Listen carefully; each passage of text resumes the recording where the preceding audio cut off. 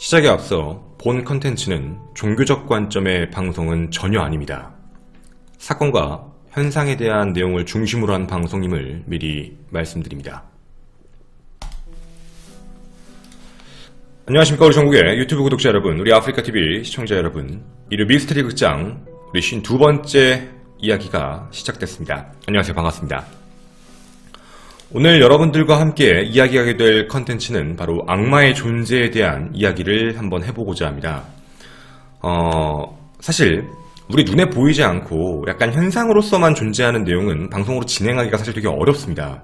그렇다고 제가 그동안의 색깔을 버리고 원래 방송하던 색깔이 아예 없이 정말 무섭네요, 이런 내용만 있네요 라고 전달을 하는 건 좀 여러분에게 예의가 아닌 것 같아서 어떤 식으로 접근하면 가장 좋을까라는 생각을 했다가 제가 예전부터 진행을 했던 귀신 그리고 UFO 컨텐츠하고 동일한 관점으로 접근을 했습니다. 악마라는 게 정말 존재한다면, 그리고 악령이라는 게 정말 존재한다면 그거를 조금 다른 관점, 실제로 그게 존재한다는 걸 직접적으로 우리가 증명할 수는 없으니까 사람들이 그게 있다라고 알고 있는 그런 정황 증거들을 하나씩 정말 맞는지 아닌지를 한번 분석해보는 시간을 갖고자 오늘 이 컨텐츠를 준비했습니다. 잘 부탁드립니다. 사진이 조금 다소 무서울 수 있고 약간 혐오스러울 수도 있습니다. 양해 부탁드리고 바로 진행하도록 하겠습니다. 악마의 존재에 대한 이야기부터 먼저 던지고 시작하도록 하겠습니다. 자, 여러분은 혹시 악마의 존재에 대해 그리고 악령의 존재에 대해 믿고 계십니까? 이렇게 말씀을 좀 드리고 출발을 해보고 싶네요. 악마, 사탄, 그리고 악령이라고 하는 건 사실 관점에 따라 약간 해석이 다릅니다. 같은 단어가 아니더라고요. 악마라는 단어는 사실 사탄이라는 말에 약간 사악한 의미가 좀 들어오면서 악마라고 불렸다는 얘기도 있고요.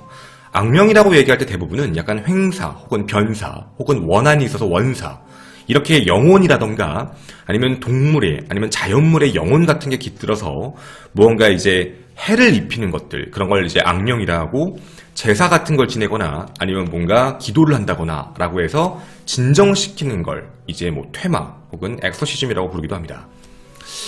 물론 오늘 여러분과 제가 다루고자 하고 하는 얘기는 이렇게 어려운 뭐 악령, 악마를 구별해보자 뭐 이런 얘기까지는 아니고요. 다만 악령 및 악마라고 얘기하는 사람들이 정말 존재하는 것인지, 그리고 이게 과연 의학적으로 부르고 있는, 지금 제가 영문명으로 적어놓은 조현병, 명칭이 좀 순화돼서 바뀌었습니다. 원래 명칭은 이제 직접적인 단어는 정신분열증이라고 불렀는데 현재는 조현병, 조현증이라고 많이 부르게 되는데, 이 조현증이라고 부르는 증상과 조금 다른 관점인지가 궁금했습니다. 혹은 뭐 간질, 혹은 DID라고 불리는 이제 자아가 여러 가지 있는 경우, 만약 조현병과 조금 다르고 실제 사례가 존재한다면 어쩌면 악마의 존재를 인정해야 되지 않을까 라고도 생각을 했습니다. 그리고 되게 단순했던 이유도 실제로 눈에 볼 수 없으니까 증거를 찾아서 일단 존재하는 증거들, 그걸 한번 확인해 보고자 했습니다. 자, 조현병과 다른 엑소시즘, 즉 퇴마의식, 이게 도대체 어떤 차이가 있는지 궁금했습니다. 오늘 여러분과 되게 중요한 컨텐츠거든요. 여러분 혹시 엑소시즘이라고 불리는 퇴마의식에 규칙이 있다는 걸 알고 계십니까? 그냥 우리가 봤을 때 뭔가 빙의되어 있는 것 같다라고 해서 무조건 퇴마의식을 시행하는 게 아닙니다. 그게 정해져 있더라고요. 퇴마의식하고 어떤 이제 좀 차이가 조금 있다라고 해서 엑소시즘을 좀 얘기해보면 약간 고귀하고 좀 높은 영적인 분의 권위를 빌리는 것, 그래서 악령을 내쫓는 행위를 이제 엑소시즘이라고 부르게 되는데 아마 그게 퇴마하고 좀 다른 것 같습니다. 실제로 처음에 나타난 건 이제 마태복음이라는 데서 나오게 되는데요. 여기에 9장 32절 그리고 33절의 내용이 나오게 됩니다. 당시에 이제 예수께서 한 내용들이 나오는 거고요. 예수가 악령을 쫓는 힘을 보여주게 되고 이걸 12사도들에게 그 힘을 공유해 줍니다. 빌려주게 되고요. 그렇게 예수의 능력을 빌려서 악령을 이제 내쫓는 행위, 이런 것들이 이제 전통적으로 카톨릭 내에서 전수가 됐고, 이런 이제 행위를 전수받은 사람, 그리고 그걸 행할 수 있는 사람을 엑소시스트라고 부르게 되는 거였습니다. 뭐 어느 정도는 이제 정의가 좀 되셨을 거라고 봐요.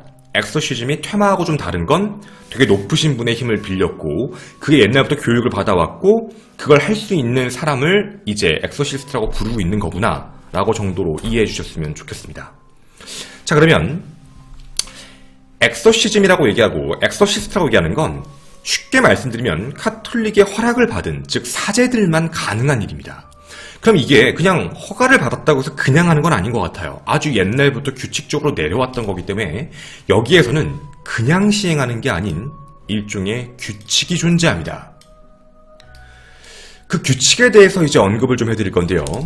중요한 룰입니다. 엑소시즘, 즉 그 엑소시스트가 엑소시즘을 할 수 있는 전제 조건은 총 4가지입니다. 이 4가지에 단 한 가지라도 어긋나면 그건 엑소시즘을 할 대상이 아닙니다. 병원에 가야 되는 겁니다. 그러니까 우리가 분명히 여기서 얘기할 게 종교적 관점이 아니라 여기서 갖고 있는 우리가 뭐 빙의한 사람, 뭐 정신분열로 봐야 되는 거 아니야? 과학적으로 봤을 땐? 이라고 할 수도 있겠지만 그걸 명확하게 이제 구별하고 기준을 짓는 4가지 조건이 존재하는 겁니다.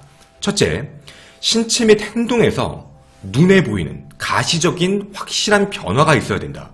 그게 첫째입니다. 그리고 두 번째는 기독교에 대한 되게 심한 적대감을 보여야 됩니다. 뭐 예를 들면 십자가에 대한 격한 반응, 그리고 이제 뭐 성수를 뿌렸을 때 격한 반응, 뭐 이런 행동, 그런 게 있어야 되고, 세 번째, 초자연적인 힘을 써야 됩니다. 뭐 예를 들면 진짜 뭐 자신의 힘으로 불을 다 꺼버린다든가 물건을 움직이게 한다든가 아니면 뭐 자신의 몸을 뜨게 한다든가 이런 초자연적인 힘이 있어야 되는 게 이제 세 번째. 그리고 네 번째, 자기가 절대로 쓸 수 없는, 익힌 적도 없는 외국어를 써야 됩니다. 그러니까 이게 그냥 할 수 있는 게 아니고요. 이 4가지 전제 조건이 있어야지만 엑소시즘이라고 부르게 됩니다.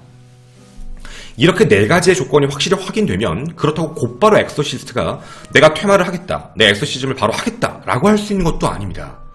이게 되게 까다로운 게 뭐냐면 자기가 이제 엑소시즘을 하려고 하면 그거에 대해서 주교한테 허락을 다 받고 이 4가지 조건이 충족한다는 건 충분히 설득을 시키고, 허가가 떨어지면 다음 3가지 조건을 충족하고 진행을 해야 됩니다. 첫째, 엑소시스트가 한 명 있고요. 그리고 그걸 보조해줄 사제가 한 명 더 필요합니다. 혼자 하는 게 아니에요. 그리고 거기다가 가족들이 함께 참가해야 됩니다. 그렇게 한 조가 이루어지고 모두 다 함께 엑소시즘 현장에 같이 있어야 됩니다. 없으면 안 된다는 거죠. 그리고 두 번째는 대상자입니다. 대상자. 그 대상자 자체는 공격할 수 없게 해야 됩니다. 그래서 몸을 다 묶어놓은 상태로만 진행을 해야 합니다. 그리고 세 번째는 그 악령이 낚갈 때까지 계속해서 기도의식을 진행하는 게 바로 엑소시즘입니다. 단계라는 게 존재했던 겁니다.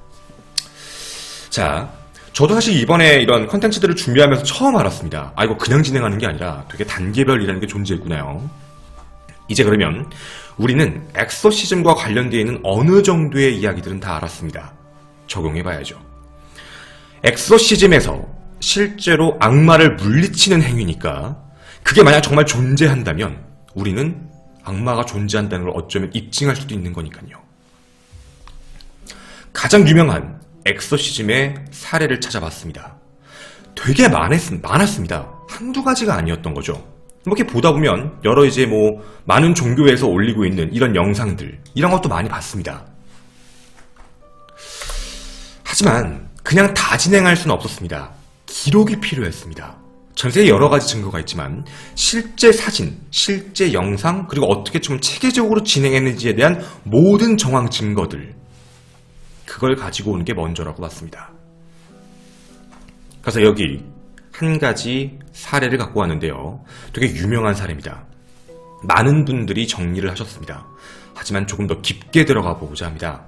아까 말씀드린 그 룰과 엑소시즘 시작하는 방향 3가지를 가지고 굉장히 비판론적이고 회의론적, 스캡티컬한 관점으로 제가 총 챕터를 4가지로 나눠서 여러분에게 진행을 해보고자 합니다. 첫 번째 이야기, 섹션 1, 발견입니다. 1973년으로 거슬러 올라가도록 하겠습니다. 뭐 그렇게 오래된 건 아니겠죠. 서독의 바이에른주에 있는 라이브핑의 한적한 마을로 예를 들도록 하겠습니다. 여러분에게 한 소녀를 보여드리겠습니다. 이름은 아넬리즈 미셸입니다. 아마 여기에 나 이거 아는데? 라고 하시는 분들도 있을지 모르겠습니다. 근데 제가 오늘 얘기하고 싶은 건 이게 정말 진짜일까입니다. 섹션 1부터 날카롭게 한번 진행해 보도록 하겠습니다. 바로 엑소시즘의 대명사로서 가장 잘 알려져 있는 사람입니다. 그 이유는 뭐냐면 기록과 그리고 재판 기록, 음성 기록, 영상 기록, 그리고 정말 많은 사람들에게 회자되었기 때문입니다. 실제 사진입니다. 영화 아닙니다. 그래서 오늘 이 자료를 가지고 여러분들에게 이야기를 드리고자 합니다. 자, 아넬리즈 미셸은 되게 배경부터 발견이니까 한번 말씀을 드릴게요. 발견입니다. 굉장히 독실한 기독교 집안에서 태어났습니다. 그녀에게 되게 이상한 증상이 나타났던 건 1952년 9월 21일부터였습니다. 갑자기 고통이 막 나오기 시작하는 경련이 좀 시작되거든요. 그로부터 17년 동안 이런 일을 겪었습니다. 당시 최초의 의료인이 판단했던 건 바로 측두엽 간질 증상이었습니다. 뭔가 몸의 행동 자체도 반복적이고 약간 경련 증상이 있다 보니까 이거는 이제 간질로서 확인을 했던 거였죠. 이거는 병이기 때문에 계속 확인하고 치료를 해줘야 돼서 1970년 3월달부터 입원 치료를 받게 됩니다. 근데 차도도 없고요. 점점점 질병은 심해지게 됩니다. 그 심해지는 범위가 어디까지 가냐면 환각 증상도 보이기 시작하고 환청 증상이 시작됩니다. 환각은 뭐냐면 자기가 알던 사람들 얼굴에서 악마의 모습이 보인다고 얘기하고요. 그리고 물건들에서도 악마가 깃들었다는 표현도 쓰고, 그리고 자신한테 이제 악마의 속삭임, 목소리가 들린다라는 얘기까지 하게 됩니다. 근데 이런 와중에 미셸은 학업적인 문제, 자기가 학교가 너무 동떨어진다는 문제 때문에 나 여기서 치료해봤자 의미 없는 것 같아 라고 판단을 하고 학교로 돌아가겠다고 하고요. 치료를 중단하는데 꼴랑 이 치료 기간이 1년, 2년이면 그럴 수 있다 치겠지만 단 6개월 만에 그만둡니다. 그리고 집으로 가버리죠. 그리고 집에 가자마자 이 환각 증상과 환청 증상이 정말 심해지기 시작하고 스스로 제어가 불가능한 상태까지 오르게 됩니다. 결국 치료하는 게 불가능하다라고 판단했고 엄마 자체는 이제 얘는 악령에 씌인 것이다 라고 믿게 됩니다. 해서 어쩔 수 없이 여러 사제들에게 엑소시즘과 관련되어 있는 상담을 이때 최초로 받게 됩니다. 악령인 것 같아서. 근데 그때 당시에 모든 사제들이 똑같이 얘기합니다. 의료적 치료를 받아라. 얘는 의료적 치료를 받아야지 얘는 실질적으로 와서 엑소시즘을 된다고 되는 게 아니다 라고 계속해서 권장을 합니다. 근데 그런 상황이 계속 지속될수록 점점 질병이 심해졌던 거죠. 여기까지가 발견입니다. 실제 사건입니다. 제가 이 발견 섹션에서 제일 의구점으로 가졌던 게 한 가지 있습니다. 이 의구점을 기억해 주셔야 됩니다. 치료 중단 문제입니다. 자, 17년 동안 문제가 있었는데 말이죠. 문제가 확인되고 의료진이 간질 증세 같다고 해서 요양원에 입원시키고 꼴랑 6개월 치료를 했습니다. 6개월 치료가 끝나고 나서 집에 오고 나서는 아예 치료를 받지 않고 계속적으로 이제 그냥 사제한테만 부탁을 했고 사제는 그런 얘기를 하지 않고 그냥 의학적 치료만 받으세요 라고만 얘기하면서 분명히 우리가 얘기할 수 있는 어쩌면 치료를 중단했다는 게 고작 6개월 정도 치료받은 거 가지고 정말 해결될 수 있을까가 저한테는 가장 큰 첫 번째 의문점이었습니다. 이 얘기 뒤에 또 합니다. 꼭 기억해 주셔야 됩니다. 이따 한 번 더 얘기합니다. 발견해서 느낀 가장 의문점이었습니다. 두 번째 섹션으로 넘어가겠습니다. 바로 믿음입니다. 결국 1974년이 됐을 때 모든 가족, 미셸을 포함한 모든 가족들은 엑소시즘을 희망하게 됩니다. 도저히 치료도 안 되고 너무 힘드니까 이건 어쩔 수 없다고 판단했던 거죠. 이 요청에 따라 그 의식을 전수받은 엑소시스트, 바로 에런스트 알트라는 신부입니다. 바로 이분이신데요. 이분이 계속해서 미셸을 관찰해봅니다. 4가지 증상이 있는지 확인해야 되니까요.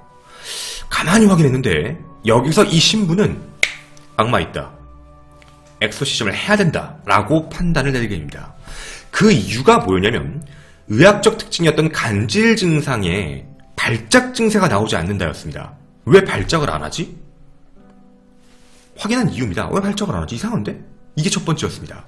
그 두 번째는 굉장히 독실한 신자였던 이 미셸이 왜 기독교 물품을 주니까 회피하고 몸을 부들부들 떨고 이상한 증상을 보이지?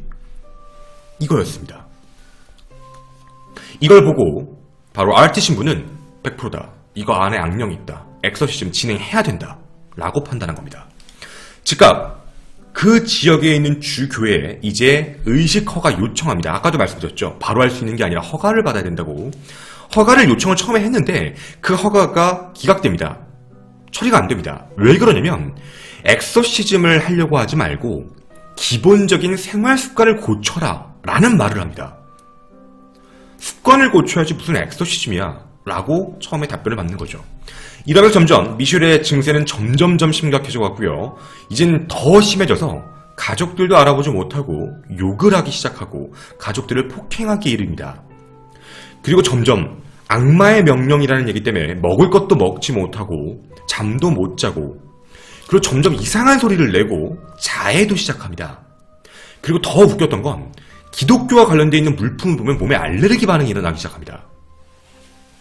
결국 RT 신부와 가족들의 지속적인 요청으로 해서 결국 주교는 허락합니다. 그래, 엑소시즘을 시행해라요. 굉장히 힘들게 내려준 결정이죠. 그래서 당시 RT 신부, 그리고 아르놀트 렌츠라는 신부, 그리고 가족들과 함께 엑소시즘을 시작하게 됩니다. 자, 이게 바로 믿음과 관련된 제가 갖고 온 섹션의 부분이었습니다. 자, 여러분, 제가 이렇게 한번 얘기를 던져보겠습니다. 의문점을 좀 갖고 싶었던 게 있었는데요. 바로 이 부분입니다. 주교가 계속해서요, 생활 습관을 고쳐라는 되게 이상한 말을 합니다. 엑소시즘 허가를 내려주세요 라고 얘기했는데 생활 습관부터 고치세요. 생활 습관이라는 얘기를 왜 그렇게 했을까요? 아무도 이거에 대해서 찾질 않더라고요. 왜 생활 습관 얘기를 했을까? 이게 저한테 가질 두 번째 의문점이었습니다. 바로 믿음 파트에 있는 의문점이죠. 다음입니다. 제가 잡았던 세 번째 섹션, 바로 구원입니다. 자, 실제 이 엑소시즘은 1975년 9월부터 1976년 7월, 약 1년 좀 안 되는 시간, 약 10개월 정도 동안 엑소시즘을 시작하게 됩니다. 근데 그냥 한 게 아닙니다. 점점 사람의 모습을 보시면 아시겠지만 피폐해질 때까지 하게 됩니다. 보시는 바와 같이 사람이 점점점 힘들어 보이죠. 점점 얼굴의 모습도 바뀌게 됩니다. 사람이 힘들어간다, 정말 힘에 부친다라는 게 어쩌면 맞는 표현인지도 모르겠습니다. 왜냐면 그 짧은 시간 동안에 엑소시즘 행위를 67번이나 진행합니다.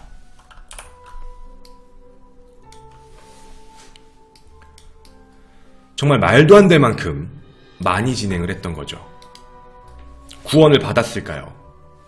이 과정에서 이제 자신의 존재를 나타내는 악령들이 나타나기 시작합니다.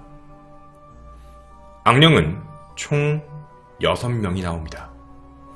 그리고 그 기록이 실제로 존재합니다. 그 기록을 여러분에게 잠시 보여드리도록 하겠습니다. 제가 그냥 갖고 온 게 아니고요. 제가 지금부터 읽어드리는 대사는 기본적으로 몇 가지만 보여드리는 겁니다. 지금 이 화면에 잠깐 보일 텐데요. 바로 그때 당시의 기록입니다. 그리고 독일어로 구성되어 있는 내용이고요. 보시는 바와 같이 실제 대화들, 그리고 어떤 치료들이 있었는지에 대한 내용들인데 좀 많이 깁니다. 다 읽어봤지만 중요한 내용들 위주로 여러분들에게 전달해드리는 게 먼저라고 봤습니다. 일단 소리를 들어보도록 하겠습니다. 조금 무서우실 수도 있습니다. 첫 번째, 6명의 악마의 말이 등장합니다.